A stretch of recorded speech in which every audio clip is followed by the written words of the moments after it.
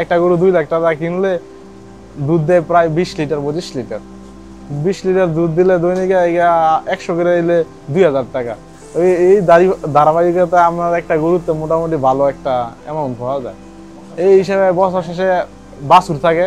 বাছুর আমাদের বাছুর মনে হয় যে দুধ ছাড়ান দেওয়ার পর 6 মাস বা 7 মাস পরে একটা বাছুর 1 লাখ টাকা বিক্রি করা যায়। প্রথম গরু ছিল একটা গরু থেকে শুরু হয়েছে। একটা গরু কেনার পরে প্রথম আর কি দুধ দিতে প্রায় 20 লিটার 18 লিটারের মতন দুধ দিত। মোটামুটি যে ভালো একটা প্রফিট পাওয়া যায়। একটা গরু থেকে মাসে 50,000 টাকা ইনকাম করা যায়। এর ধারাবাহিকতা আপনার মনে করেন যে এর এক বাছুর ছিল, 2 বছর পরে আপনার আর কি বাছুর দেওয়ার পরে ওইটা আবার গাভিন হয়েছে, ওইটার থেকে আবার বাছুর হয়েছে। এমন গরু এনে আছে কি আপনার 9টা, উপরে আছে 4টা, মানে বড় গরু দুধের গরু। আর বাছুর কাছে গিয়া প্রতিটার একটা করে আছে।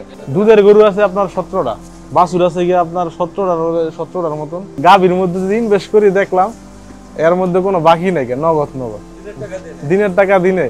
তারপরে আপনার মানে বছর শেষে বাছুর বিক্রি করা যায়। একটা বাছুর 1.5 লাখ 2 লাখ টাকা বিক্রি হয়। বা গাভী যদি একটা বকনা বাছুর গাভী করে বেচলে প্রায় 2.5 লাখ 3 লাখ টাকা বিক্রি করা যায়। কারণ কুরবানি গরু তো আপনার বছর এককালীন খাওয়া যাইতে হয়, দাম পাওয়া যায় না। এই কারণে আমাদের দুধের গাভী জেরুমের তুললে বিভিন্ন বাবা ঋণ টিন নিলে হ্যাঁ মাসিক বা সাপ্তাহিক কিস্তি থাকে। কিন্তু আপনার কুরবানির গরু মানে সার এককালীন তো এইভাবে লোন কেউ দিত না। কারণ ওই সময় তো দৈনিকটা দিব, গরুর খাওয়ানোই লাগবে প্রতিদিন সাপ্তাহিক, কিন্তু তো এটা দ্বারা সম্ভব না। কিন্তু ডেইরির ক্ষেত্রে প্রতিদিন পার ডে দুধ দেয়, টাকা আসতেছে, বিক্রি করতেছে।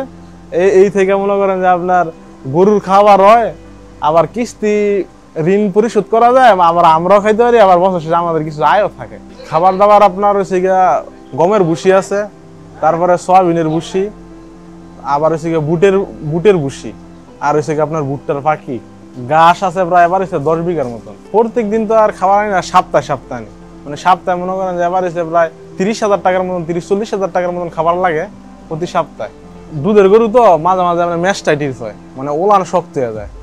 কয় পরিষ্কার না থাকলে আর কি ওলানের জীবাণু দিয়া ওলান শক্ত হয়ে যায়। ওই ক্ষেত্রে আপনার দুধ আসে না, মাঝে মাঝে বানও নষ্ট হয়ে যায়, গাভীর ওলান নষ্ট হয়ে যায়। তো এই ক্ষেত্রে যদি কন্টিনিউ পরিষ্কার পরিচ্ছন্ন রাখলে এই রোগটা সহজ হয় না। আর এমনি আবার বেশিরভাগ বিভিন্ন ভ্যাকসিন দিয়ে রাখি। দুইটা, একটা হচ্ছে খুরা রোগ আর একটা হচ্ছে আপনার তরকা কয়, নতুন একটা বর্তমানে। এটা 6 মাস পরে ভ্যাকসিন দিলে, ভ্যাকসিন যদি নিয়মিত করলে আল্লাহর রহমতে এই সুলভ হয় না।